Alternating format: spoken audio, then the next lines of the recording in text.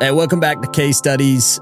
Today we are going to talk about one of my favorite topics to think about and talk about and pick people's brains on, and it's the principle of investing, the topic of investing, and specifically around some of the rules that I've kind of come to have be kind of my guiding principles for when I underwrite, when I think about an investment. So I want to go back to the beginning. So my dad, when I was growing up, he would pay me to read books, and it was like the best thing that a dad could ever do for a son. I was coin operated. I was driven to go make money, and outside of kind of mowing lawns and doing different jobs to go create money, my dad would pay me $100 for every book that I read that was on his kind of select reading list. And I still remember those books. They impacted me so much. It was The Richest Man in Babylon. It was Rich Dad, Poor Dad. It was Think and Grow Rich, The Magic of Thinking Big, 7 Habits of Highly Effective People, How to Win Friends and Influence People. And all these things at like a super young age influenced my worldview and kind of the way that I thought about life, the way I thought about investing, and even just kind of my general philosophy about how success worked. And I remember I talked to my dad when I was 17 years old, and I said, hey, like my dad was a real estate agent. He owned some rental properties. And I said, what would it take for me to buy a rental property? I'd made some money kind of mowing lawns over the summer. And he went and he talked to somebody that was listed their house. It was an older gentleman.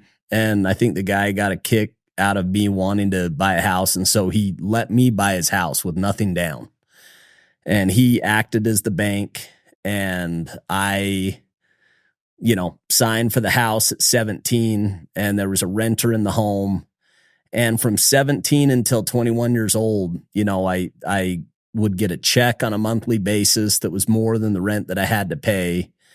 And it just kind of lit me up on this idea that I could go invest in something and that it would create passive income that would create freedom for me in the future. And I remember I was being on my mission, and on your church mission, you get this stipend every month, and it was $200 to $300. And I remember I was getting $300 additional every single month. And I was like the richest kid on the mission. I was living like a king, and I had this surplus, and it really impacted the way I thought about investing and wanted to be somebody that was an investor. I read this book, Rich Dad, Poor Dad. And, I grew up in my parents, each of them worked all the way growing up. My mom's a nurse. My dad was a real estate agent, but I had friends, and specifically one friend that his dad was a super successful business owner. And they, I saw the things that they experienced and wanted that, was aspirational for that when I grew up with my family and my kids, and saw investing as that vehicle and the way to go get there. And I remember I got home off my mission, and another one of my buddies from my church mission, his dad had exited a company for a big number. I think it was $50 or $60 million. And I remember going to my friend and I just said, hey, would your dad be open to me interviewing him? 21 years old. And I went and sat down with him, and I remember just being so impressed with how confident he was. And he sat down, he was interviewing me, and basically said, you're like the kid that's going to go try to climb the mountain and go try to slay the dragon. He said, if I could just give you any advice, it's this, that you have to pay the price. There's a price to success, and you've got to pay the piper, and you can pay him now or you can pay him later, but you will pay him. And that always stuck out to me. But then the second thing he said, he gave me this book, The Richest Man in Babylon. And he said, everything that I've learned about finance is in this book. And when I've lived the principles from this book, I've been successful. And when I violated them, I've lost money. And so I went and I read that book, and it's kind of been a foundational piece of how I think about investing and how I think about money. And so what I want to talk about is kind of, after 20 years since that date and investing as actively as I can invest, since that time, kind of what I've learned, kind of the good, the bad, and the ugly.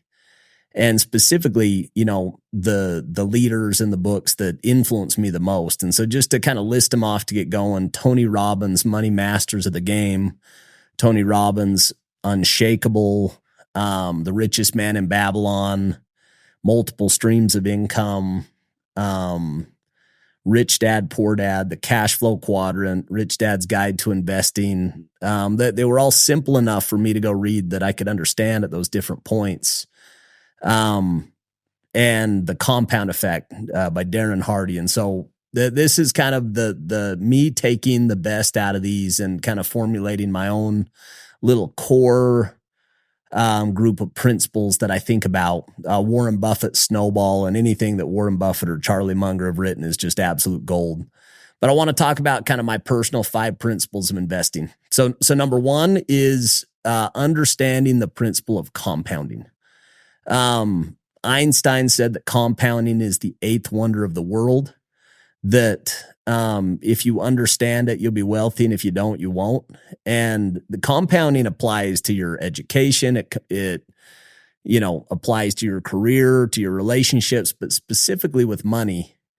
And it's very hard to compute.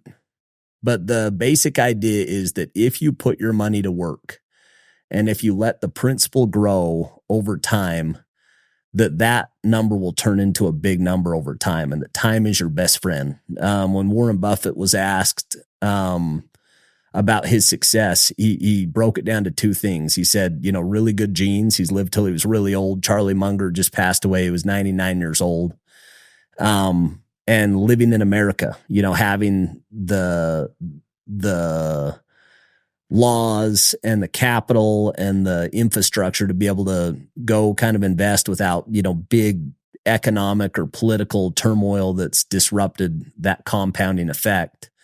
And so number 1 is get money and put it to work. That as you go make money, that if you can put it to work today, and that it works over the period of time, that money is going to continue to grow and it's going to compound.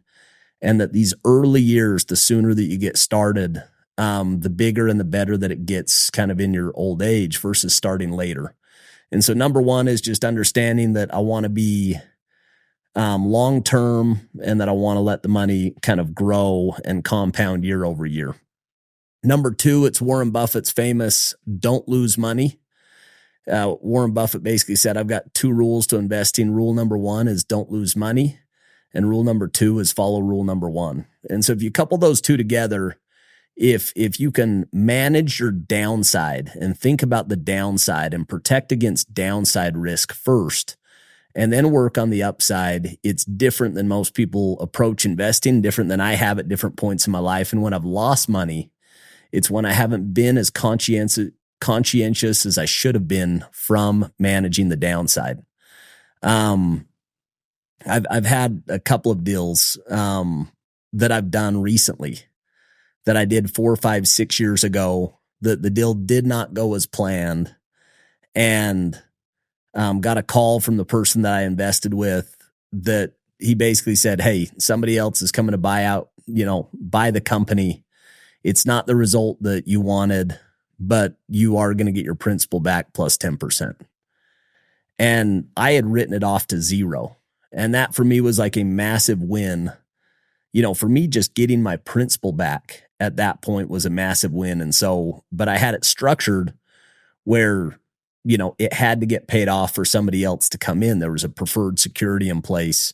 So it was an example of a deal not going the way that I wanted it to, and having a positive outcome just because of downside risk and structure. And so any deal that I do today, I'm so conscientious about managing downside risk and trying to just preserve principal. And if you just don't lose money and it compounds over time, it becomes kind of this really powerful force. So the third principle is to take asymmetric risk. And asymmetry, it's kind of a narrow bottom with a big top. And it's basically saying underwriting deals is hard and making capital allocation is hard. And if you get it right, you want multiples on your capital versus a lower return. And so it's, trying to be disciplined at what is the minimum hurdle. What's the minimum return profile, both from a multiple on invested capital or MOIC, or an IRR basis that kind of meets my criteria of investing. And the best part about investing is you can look at 100 deals and say no to 100 deals. You don't have to say yes to everything. And so you can be very patient. And so for me, kind of having a minimum IRR target and a minimum multiple on invested capital allows me to know what to say yes to and say no to. And even some kind of really attractive deals that are a 3-month or a 5-month deal with kind of a, attractive return profile, I'm more disciplined today in saying no to those deals because there's not enough asymmetry to that investment, that there's not enough upside. And, the downside risk is always there, but you want to, for me personally, I want to make sure that, if I do invest capital, that there's an opportunity to 2, 3, 4, 5x plus that, investment.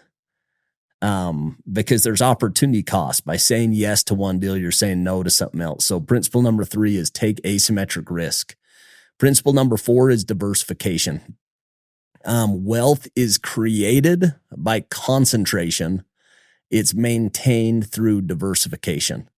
And so many of us, the original money that you make, it's from your skill set, or it's from the business that you built. It's from, your focused effort on yourself that you go create this first pool of capital. And so wealth is created by concentration. It's just going all in on yourself or your business or this one thing.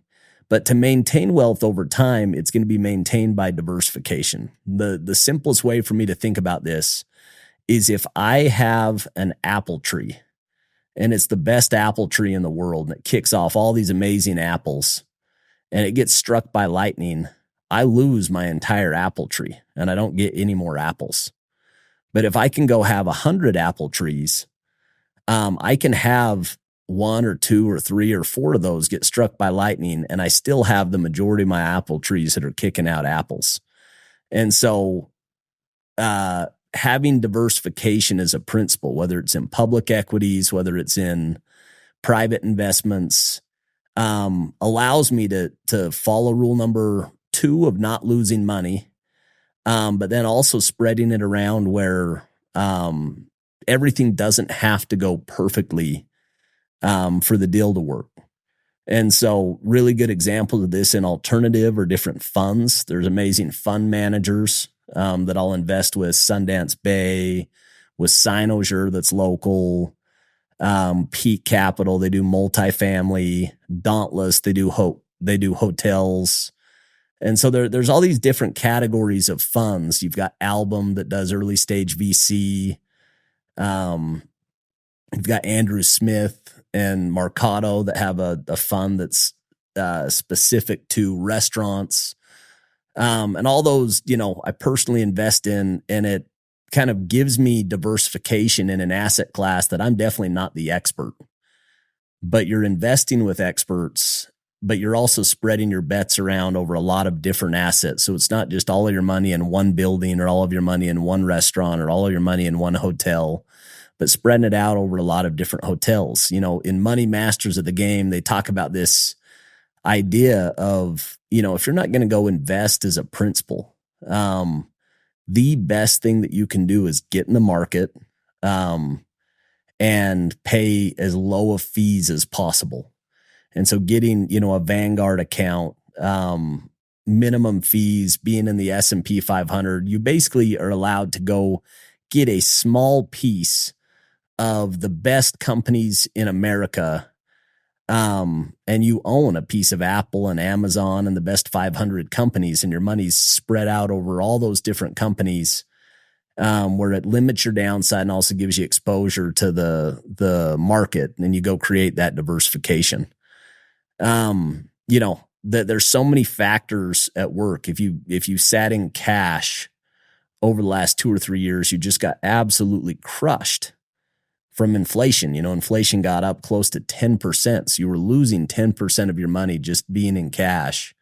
And so the idea of, having your money spread out over a lot of different things allows you to maintain wealth and also kind of follow those early rules of compounding, diversification, not losing money, having asymmetry. And the last principle that I want to talk about is tax efficiency. So the tax code is crazy complex. It's ever changing. And I think it's overwhelming for people, but you need to be a student of taxes, and you need to be a diligent student, because it's the biggest expense any of us will ever have in our entire lifetime is taxes. And every new political change, there is a change in the tax code that will affect you one way or the other. And the wealthiest people in the world, they hire the best specialists and they get extremely smart on the rules of the game that the IRS gives in taxes.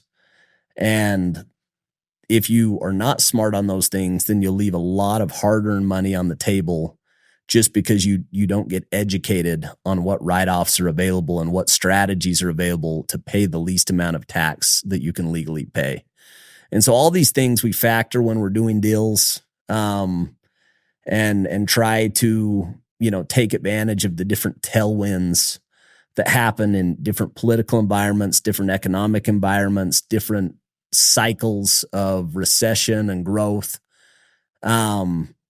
Anyway, so the last thing that I want to share before I finish up on this topic of investing, there's a story in The Richest Man in Babylon.